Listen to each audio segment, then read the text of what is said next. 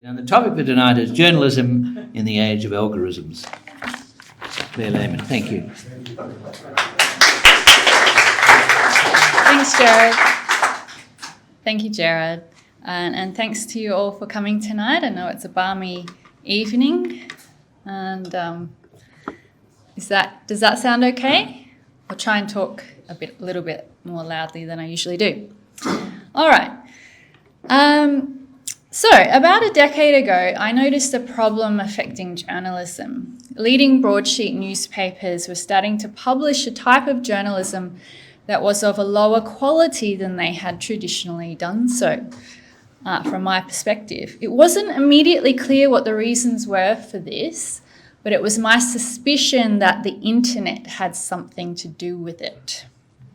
This low-quality journalism was typified by online verticals such as Fairfax's Daily Life. I don't know if any of you remember that one, and American platforms such as Gawker and Jezebel.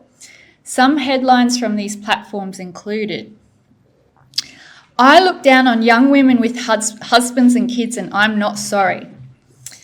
And another article was titled, "How Accepting Leggings as Pants Made Me a Better Feminist." I never intended to become a journalist and I never intended to work in the media. In 2015, I was training to become a forensic psychologist. But articles like the ones I just read out aggravated me so much that I started writing about them. I created a blog and wrote articles which debunked the facile arguments that they were making.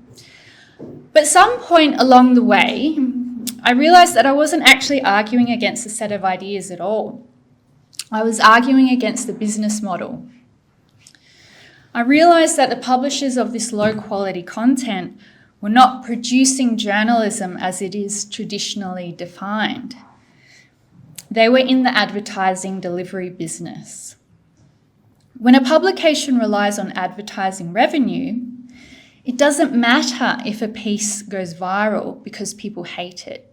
It doesn't matter if a piece goes viral because everyone is outraged by it. The revenue accrues regardless. In this business model, quality, which is more expensive to produce, becomes a liability. In the mid-2010s, the big platforms such as Google and Facebook changed the editorial direction of newspapers. Because the architecture of these platforms reward content that is hyper-emotional, anger-inducing, and demeaning of outgroups, content that serves these functions tends to do better. And because platforms reward this type of content, publishers are incentivized to produce more of it. This is not simply an intuition. Data support this view. A study published in October last year, led by a New Zealand team, found that headlines denoting anger, fear, disgust, and sadness have all been increasing over the past 20 years, whereas joy and neutrality have been decreasing. The team looked at 23 million headlines from 47 news outlets only in the United States. So that's a caveat to the generalizability of the study. They analysed them for an emotional payload across a 20-year period and found that headlines denoting anger had increased 104%, fear increased 150%, disgust increased 29%, and sadness increased 54%. Headlines that denoted neutral emotional content decreased by around 30%, and headlines denoting joy also decreased. And these trends were found to be bipartisan. They were similar in left-leaning outlets and right-leaning outlets. And the authors of the study found that although these trends existed prior to the advent of social media had intensified them. There was an inflection point around the year 2010. Now, what happened in the year 2009? Facebook introduced the like button and Twitter introduced the retweet button. they introduced virality into the information ecosystem. Now, someone who founded a much larger and more successful media company than I did in the mid-2010s recently reflected on what he learned from becoming a publisher in this environment. The co-founder of Vox Media, Matthew Iglesias, explained the dilemma faced by publishers. To do well on Facebook or Google, he writes, meant bending the editorial vision of the company. He said, people to this day underrate the influence of these companies on the structural properties of the content you consume. Everyone complains about having to read through a few hundred words before getting to a recipe that you want. Well, this is because Google gave priority to recipe pages that were structured like real articles. Then there was the time when big news organizations were structuring lots of stuff as live blogs because Google was giving priority to live blogs. The problem with trying to earn money through online advertising is that each ad impression is worth so little that you need to get millions and millions of impressions to make significant money. To receive millions and millions of impressions means that one has to conform to the parameters of the platforms that distribute content. You have to have the right link, you have to have the right thumbnail, you have to have the right headline. Iglesias observed that the dependence on these platforms became editorially constraining. He writes, the huge shift in media sensibility that happened during this time was absolutely not what editors and senior figures in the industry wanted to see. Even in retrospect, I don't really understand why this was the case, but objectively speaking, hardcore identity politics and simplistic socialism performed incredibly well on Facebook during this period. That doesn't mean journalists started pretending to be left-wing in order to get clicks, but people who had some authentic left-wing opinions found that writing on these subjects, where they were the most left, tended to generate the most traffic. Early career journalists with authentic leftist views outperformed their colleagues. So you ended up with this whole cohort of discourse structured around, is Bernie Sanders perfect in every way, or is it problematic to vote for a white man, as the only possible lens for examining American politics and society? This shift in sensibility in the media was alarming because it suddenly called into question the leadership of editors and publishers. Why were they allowing such poor quality content to be published? Did they not care about their brands? Did they not care about the reputation of their profession? All of these questions are valid and legitimate to raise in response to poor quality journalism optimized for advertising revenue. But as Iglesias explains in his reflection, the reason this happened was because the editors and publishers had been usurped by Facebook and Google. Quillette was founded in 2015 as a counterbalance to these dysfunctional trends. I wanted to create a space where thoughtful, longer form commentary that was analytic rather than emotional and sober rather than sensationalistic could be published. At first, I was incredibly excited by new media. The internet made it possible for new entrepreneurs like myself to start publications from scratch with very little upfront capital. And by very little, I mean very little. You can register a domain name for $20 and you can set up social media accounts for free. Unlike in the past when legacy media organizations had a monopoly on distribution, the internet and social media platforms created an environment where 1,000 flowers could bloom.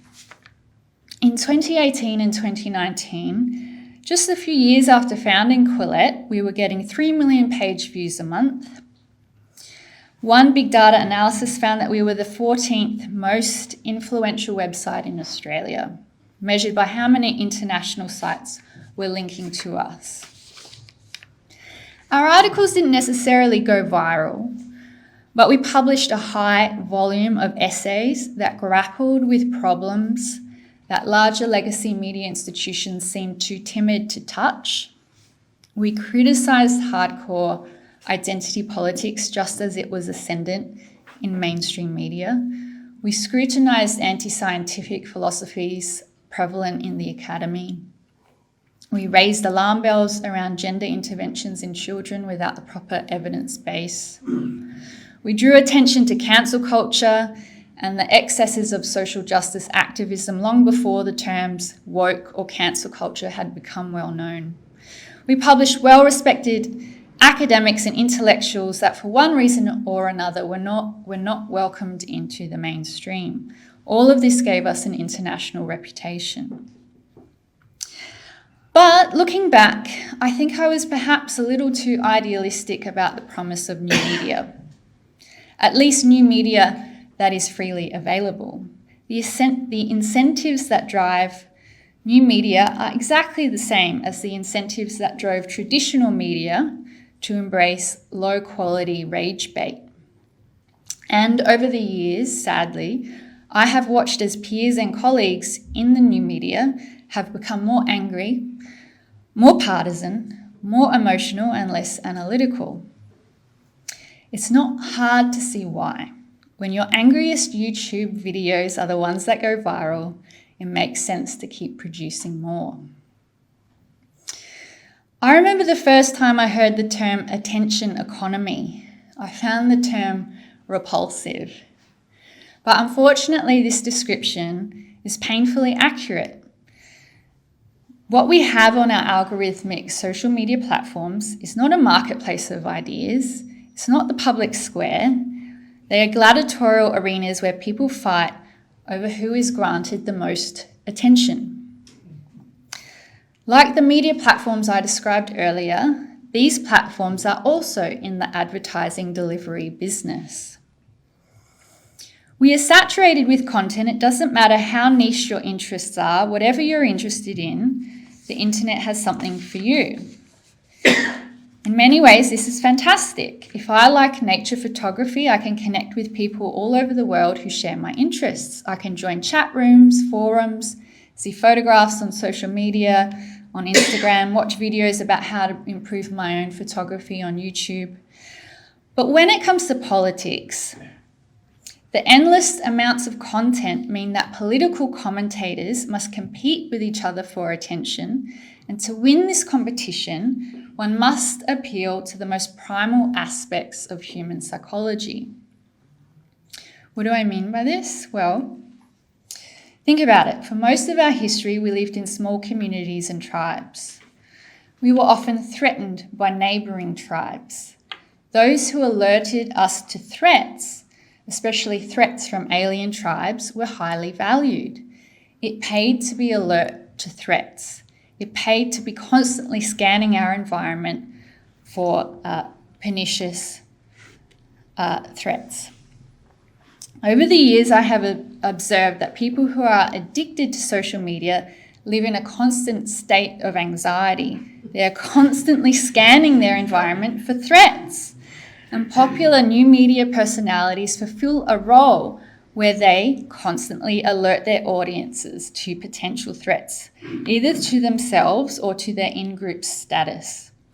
I went on social media today and I found that the tweets that were going viral were about hyperinflation in the United States and the collapse of the US dollar, which someone was predicting was going to happen in the next 90 days. During the pandemic, Americans were hyperventilating over apparent concentration camps being built in Australia. Every day, there is a new panic, a new calamity. There is a new reason to get worked into a frenzy.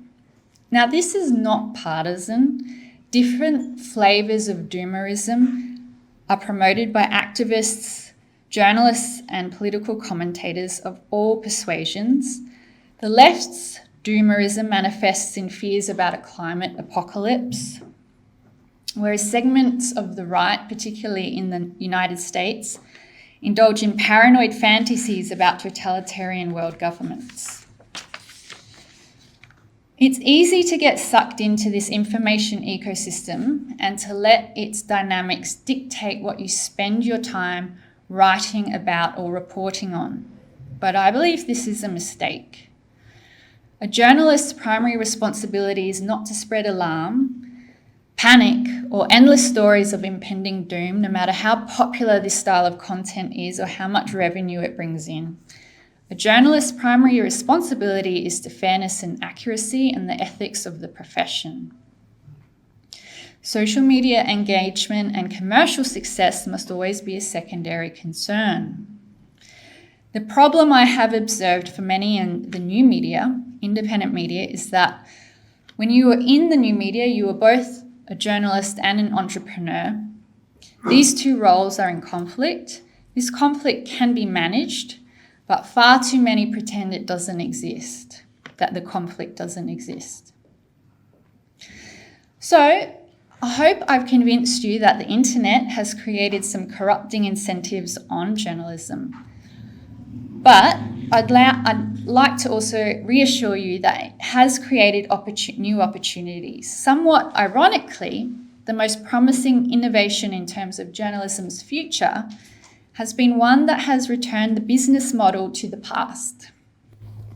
This model is the model of subscription. The path back to sanity for journalists is to make each audience member valuable. And you do that by charging audience members to read. In increasing the value of each individual reader, the perverse incentives created by the advertising business model are neutralised. It took me some time to learn as a publisher that revenue does not necessarily correlate with traffic. These two metrics can be completely decoupled. One can create a sustainable and thriving business that is self-generating without even looking at traffic statistics, which is what I do today. And I'm not the only one. Newsletter platforms such as Ghost and Substack, which you may have heard of, allow specialists to reach niche audiences who are happy to pay good money to support niche or specialist journalism. These past few weeks, I've been reading newsletter after newsletter written by finance specialists about the collapse of banks in the United States and now in Switzerland.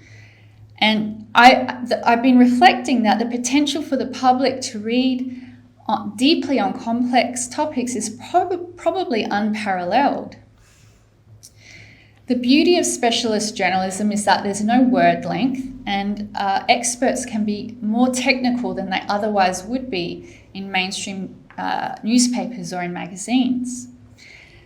The subscription model, I don't think, has really taken off in Australia yet, but the opportunity is there. Regional journalists covering local issues would benefit from establishing subscription newsletters.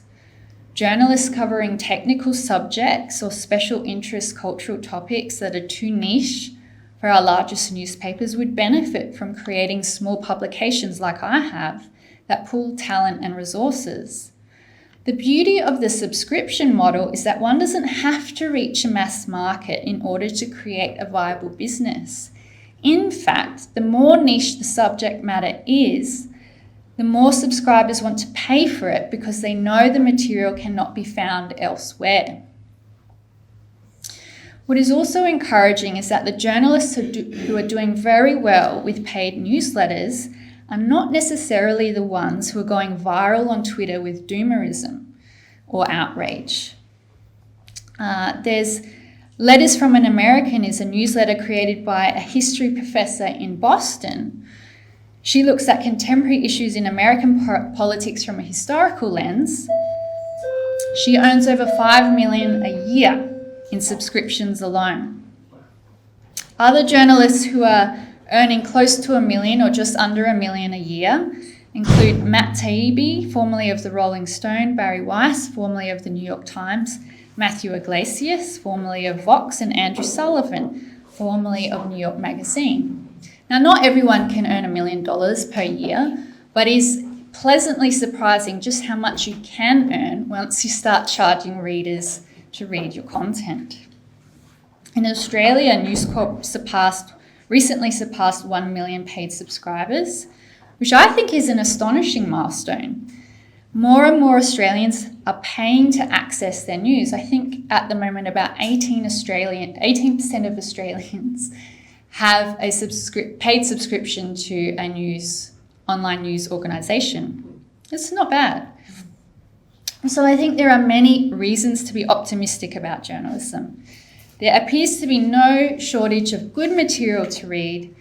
In fact, my main concern is not having enough time to read it all.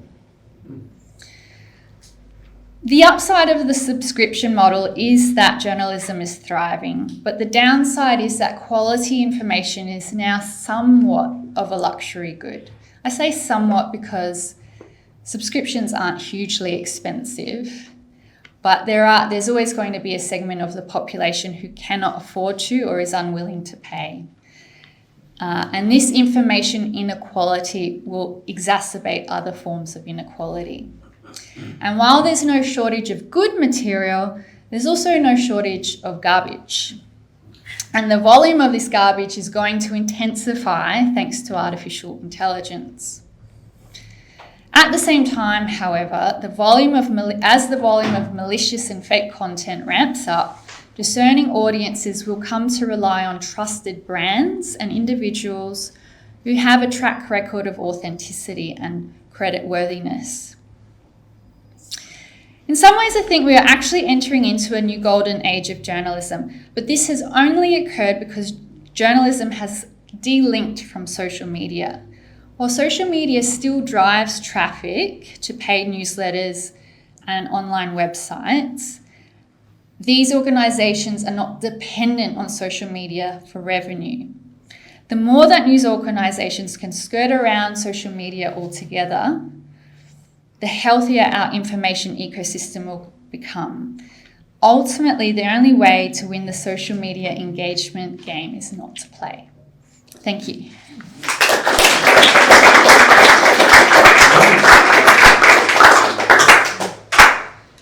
Well, Claire Lehmann, thanks very much for the talk. There are copies of the book around today which Claire and others have edited, and she has a contribution in it. Panics and Persecutions, 20 Tales of Excommunication in the Digital Age, and there are copies outside. I'm sure Claire would be happy to sign one after. And now we come to, we do, I should say congratulations on your great success over the last decade. It's been quite extraordinary.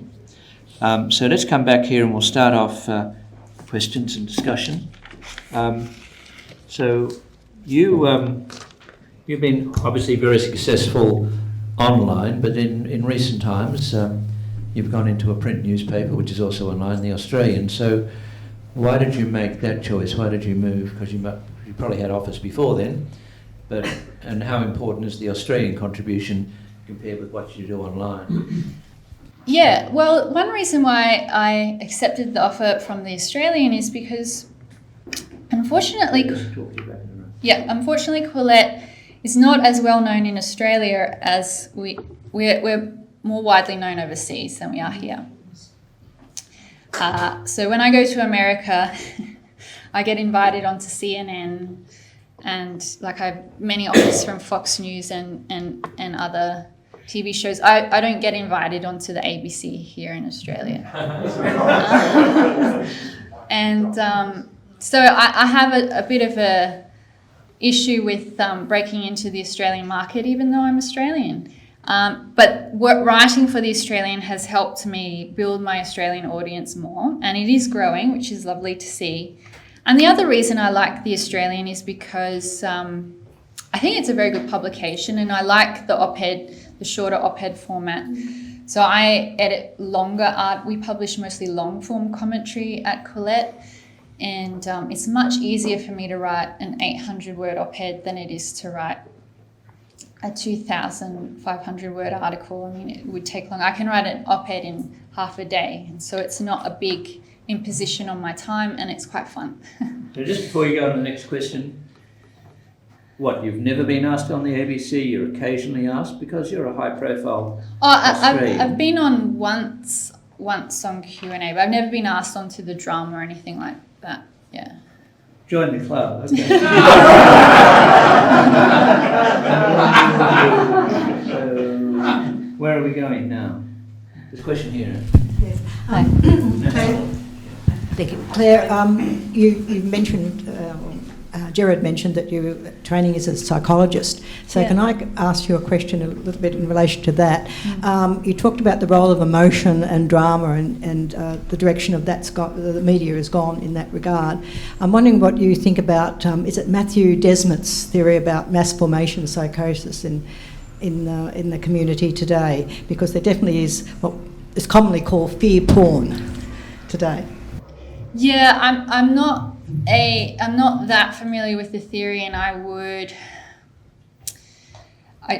wouldn't agree. We have terms for conformity. So after World War II, there were lots of social psychology experiments that demonstrated how pervasive social conformity is, and I don't think confusing conformity with psychosis, which is something else entirely, is scientifically correct. So I would disagree with the terminology mass formation psychosis, and I would personally just use the term conformity to describe what he's trying to describe.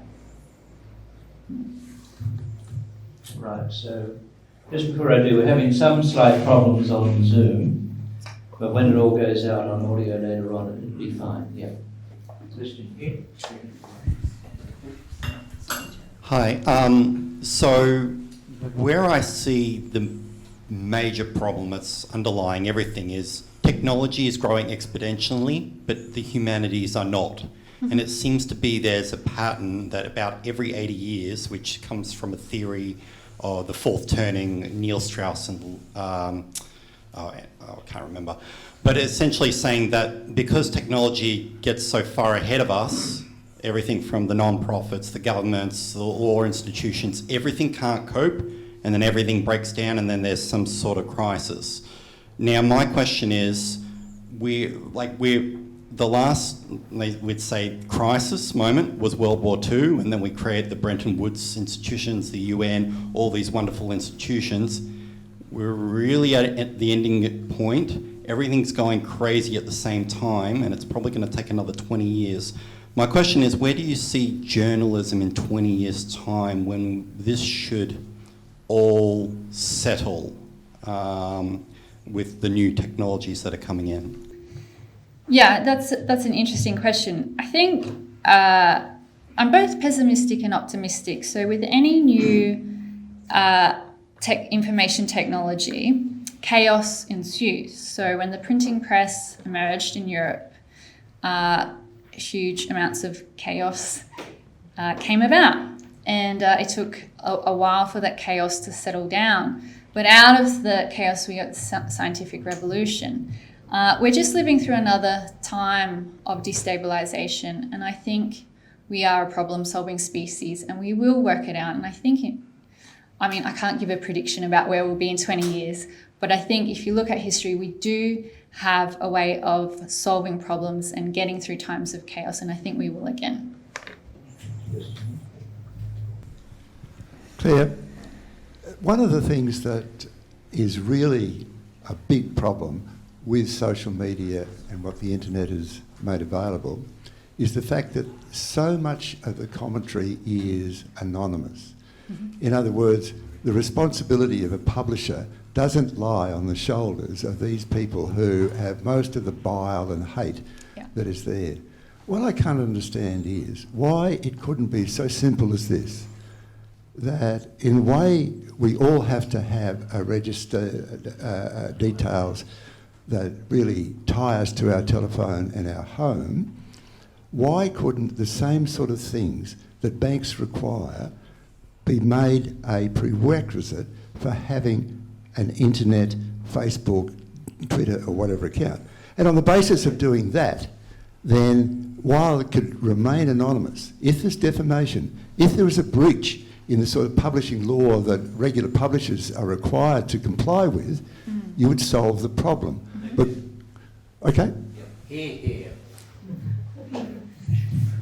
Yeah, no, I completely agree. And the issue is that these companies are in the advertising delivery business. So what that means is they just want to juice the stats. They want there to be as many users. They want there to be, so Facebook has something like 3 billion users or something, right?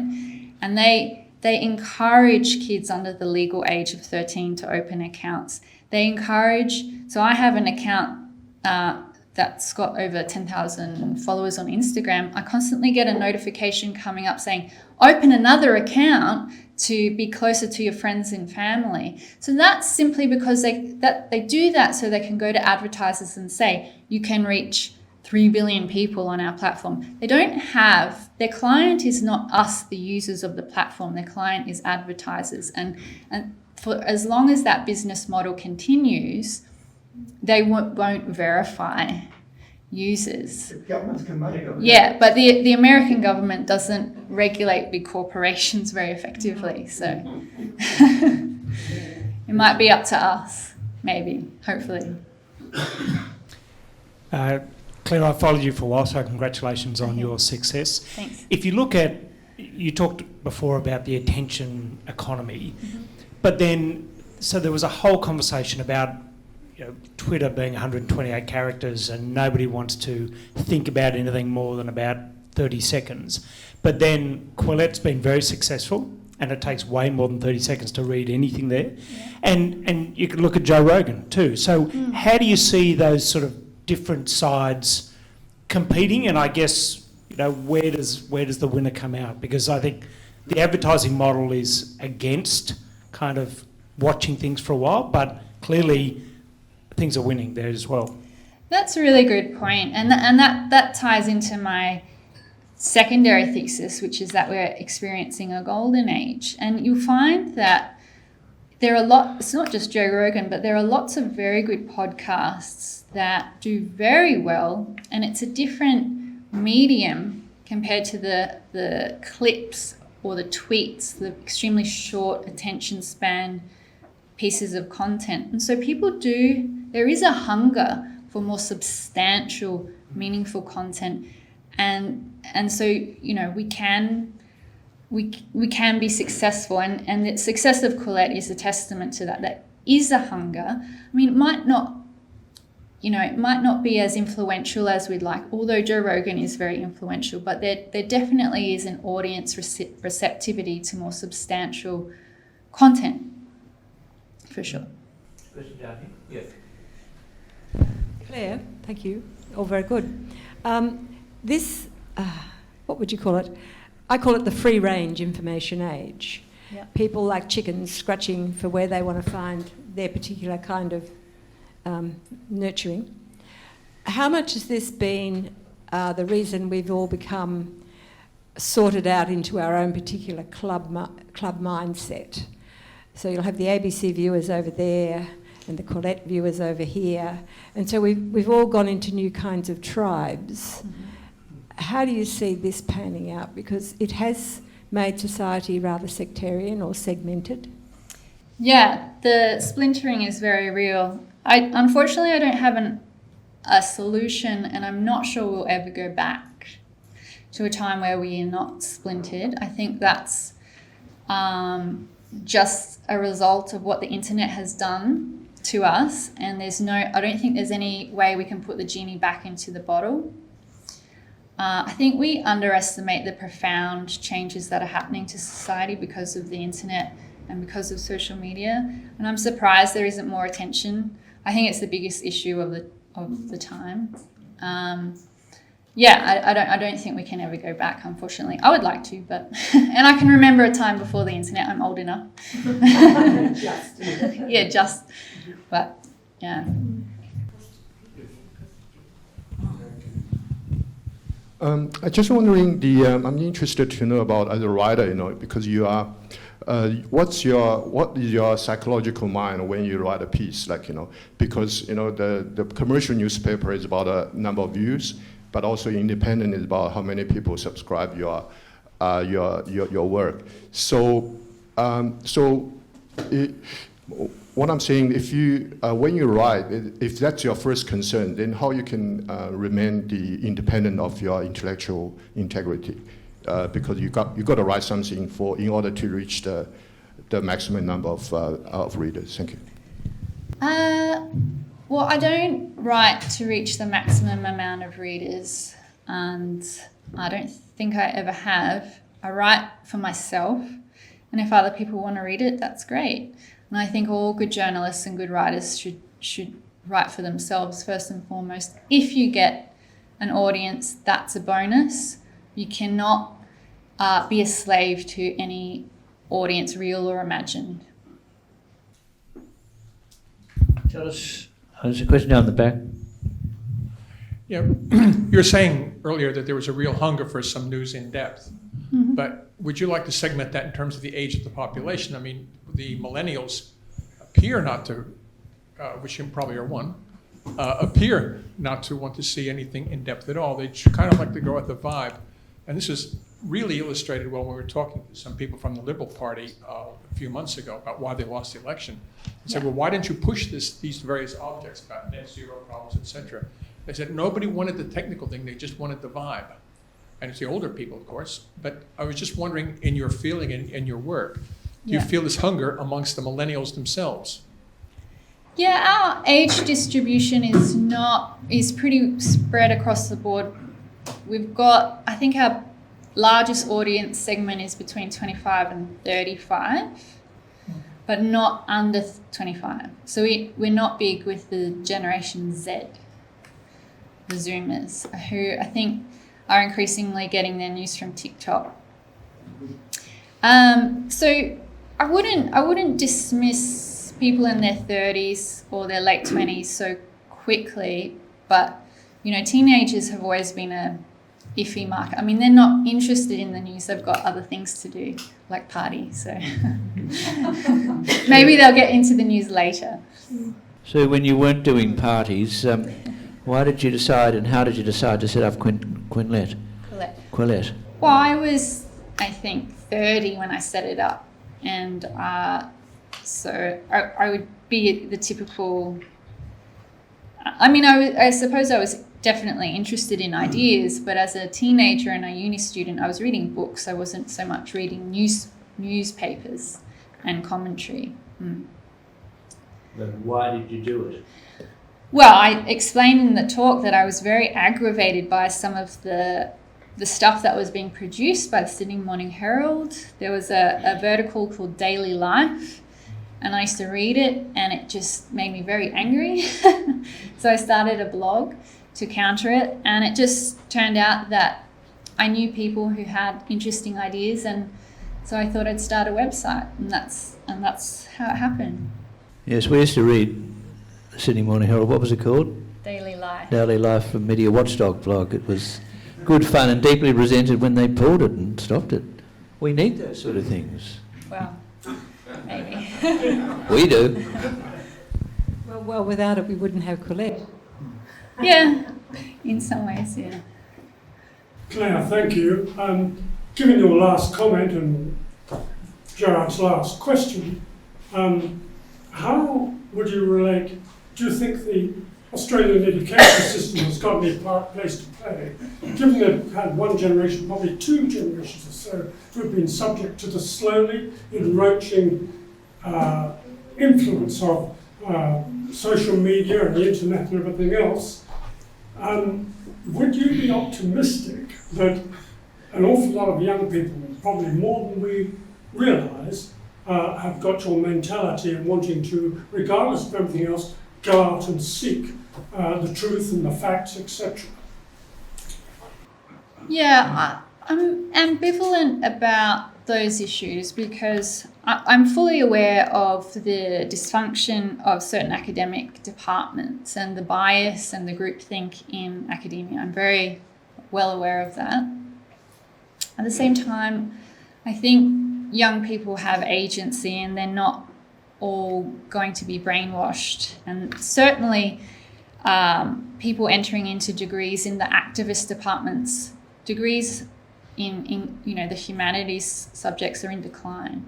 People who are going to university are choosing harder subjects these days, like science, STEM subjects. I think young people today have other concerns about cost of living, how they're going to buy a house in our current environment. I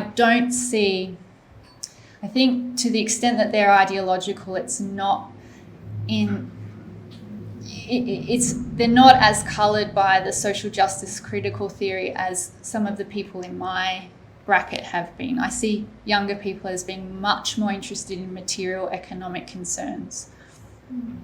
Tell us a bit about your book. I mean, you've written the final chapter here, but you're pretty familiar with much of the stuff as the editor. I mean, some of the people here we know. Toby Young's in it, I see. And so, what are the kind of case studies? You've got a terrific endorsement from Neil Ferguson, which is starting on the back page. But what are the message of these 20 or 20 plus people saying in here? Yeah, so that book is a collection of essays mostly about cancel culture. And so after we established, we were getting essays from people who were being excommunicated or cancelled from artistic and academic communities. So academics, conservative academics, or artists who were maybe left-wing but not hard left, were being ousted from their communities. And at the time, there was a bewilderment as to why this was happening. Why were people being shunned by their peers and their colleagues? And we know now that we know about purity spirals that are sort of accelerated or catalyzed by social media mobs. We know now the dynamics. But when we first started publishing about these incidents, it was a brand new thing. So we started publishing about cancel culture 7 years ago. Nobody had the term cancel culture. We didn't know that social media mobbings were a thing, and we just provided a space for people to talk about what had happened to them. So in that book, we've got people being kicked out of theatre groups that they had established because they maybe questioned transgender activism. One gay playwright was kicked out of a Facebook group because he questioned something to do with drag queens reading for kids. But it's not all left-wing cancel culture. There are some instances of ideological groups mobbing for other reasons, but we focused most on the artistic and academic communities where this was ramping up over the last few years.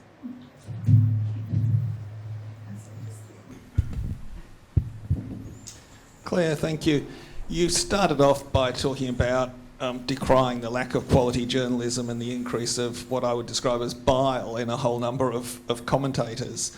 And quality journalism, one of the key parts of it has been having a sort of diversity of respectful, authoritative commentators who've grown their lives up through quality journalism. So, I think of the Paul Kellys, for example, who are getting a little long in the tooth now. Are we growing young journalists in quality? Are there enough of people like you, for example, who've recognised that it's not about the maximum number of people reading you, it's about the quality that you're providing in the right sort of environment? Is that going to be happening so we've got those people in 20 years' time? Yeah, that's a really important question, and probably we're not cultivating new talent as much as we should be, and that's simply because of a lack of resources. I mean, there's a lot of good stuff out there, but you often find it's people working alone. And for young people, they really need to be mentored by senior people in their profession, like apprentices. And I don't work in the Australian at a news desk, but I know with working from home and people exiting the office, there's probably going to be less contact between junior workers, junior journalists and seniors, and which will be to their detriment, because you really do need mentorship to master a profession. So the answer, my intuition would be probably not, but yeah, we should be. Claire, I'm not optimistic regarding journalism, because I think the standard's gone down. I think in the days when they had cadet journalists, the standard was far higher. Like the ABC and that, everything I believe in, they just abuse people like me. So I've given them away. I've given Fairfax away. And the only areas where I get serious news is on Sky, the Spectator magazine and the Australian, because they have quality writers and they're believable and they check their facts, which a lot of the new ones certainly do not. Yeah. Well, one of the worst things that's happened to journalism, particularly in the United States, is only hiring people with a degree. So with the cadetship stream, you had people coming straight out of high school going in to learn the trade as a trade and learning from senior people in the profession. Requiring people to go to university, I think, is a mistake, and you don't need, I mean, you need a certain level of intelligence perhaps, but you certainly don't need a degree to be able to do journalism. You need to learn from the masters to learn the skills of the trade. William. Yes, so could I press the issue of the origins of cancel culture a bit more? I mean, it sort of coincides with social media, I know. But from your interesting remarks over the past 40 minutes, I haven't yet got much takeaway as to why it is that cancel culture has erupted. Well, I think cancel culture arises in any ideological monoculture. And so whenever you get a community of people who all believe the same thing, they're going to punish and excommunicate dissenters or heretics. And this happens in all sorts of ideological monocultures.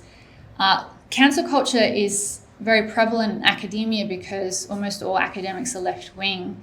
People with classical liberal or right-wing views just select out of the university system. They don't go into postgraduate study. They don't see academia as a viable future career. But cancel culture can exist in other communities as well. It's not just a left-wing thing. And I've seen people in independent media, for example, be cancelled for not being sufficiently right-wing enough. So what happens whenever you get people having very similar moral and political views and who are perhaps insecure about those views and without having a explicit commitment to diversity of thought.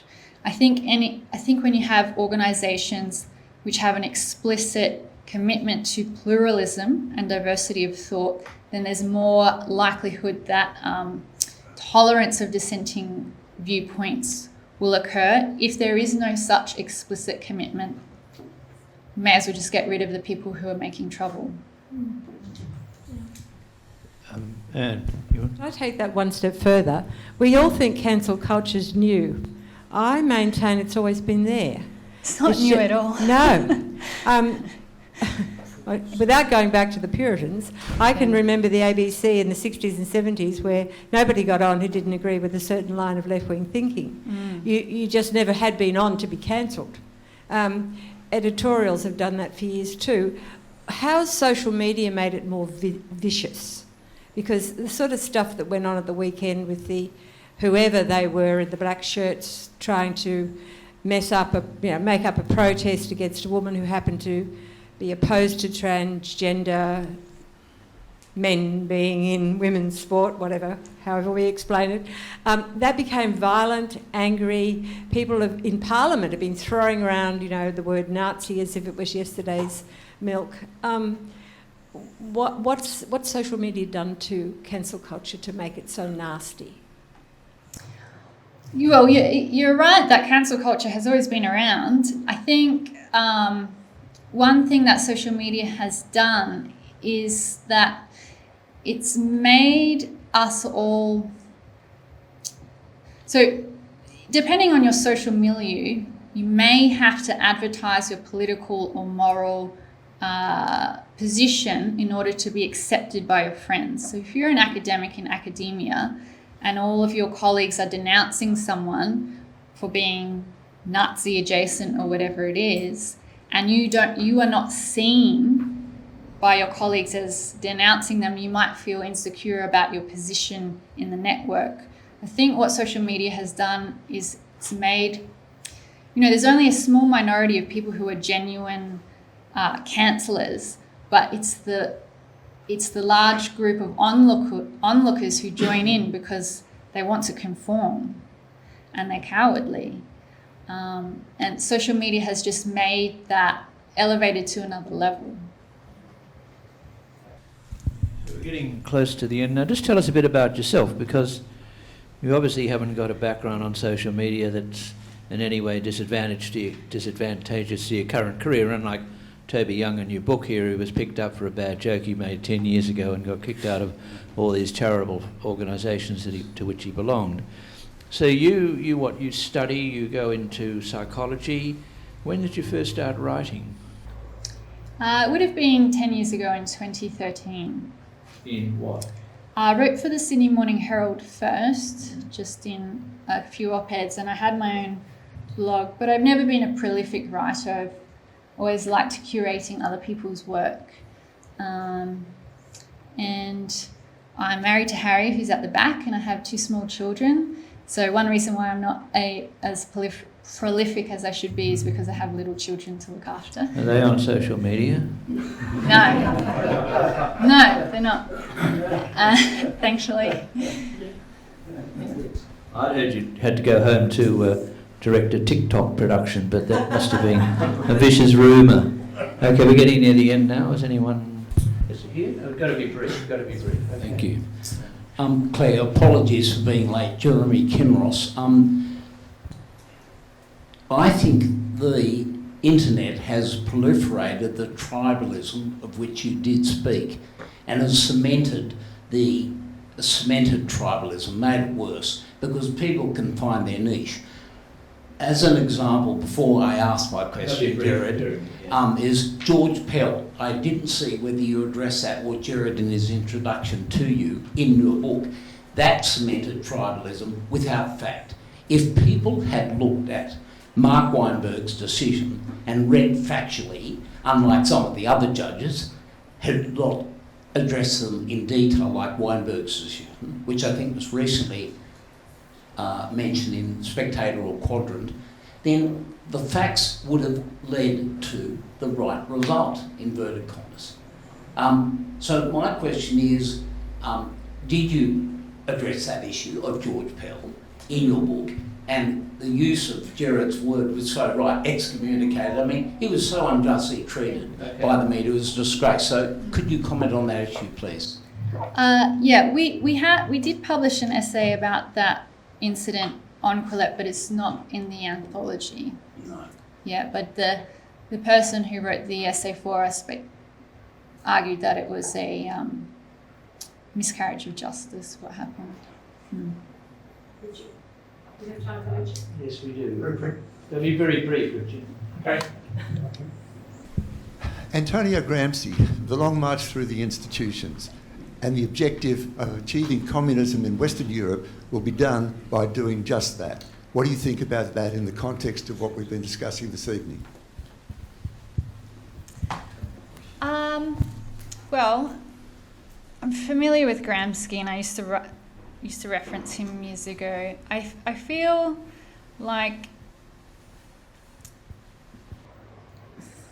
I think conservatives have a role to play in changing institutions from within, or at least attempting to. And if they can't, then starting their own institutions, which is what I've done. Not that I'm a traditional conservative, but I'm not a lefty progressive either. And I think at some point there's got to be initiative when it comes to either building something new or changing from within rather than complaint. So one quibble or critique I have of the right is there's too much complaint, not enough action in building.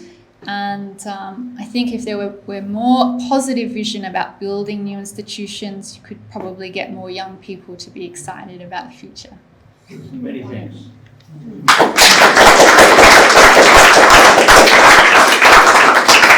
I think that was a great comment on which to end. There's a lot of pessimism around, and I think what we've found tonight is that Claire Lehmann and the people who work with her in Quillette are essentially optimistic. They believe that things can get better, and a lot of the comments that were made earlier tonight about what's happened with your online magazine and other magazines and people willing to spend money to buy products produced in this kind of genre is very important. So I think tonight we've had a realistic and optimistic assessment with a bit of positivity, and we're very grateful for that. And as I said, we've got copies of the book, and I'm sure there'll be other publications, and I think in time probably one from yourself. And we'd love to have you back for that. But for tonight, well done and thank you.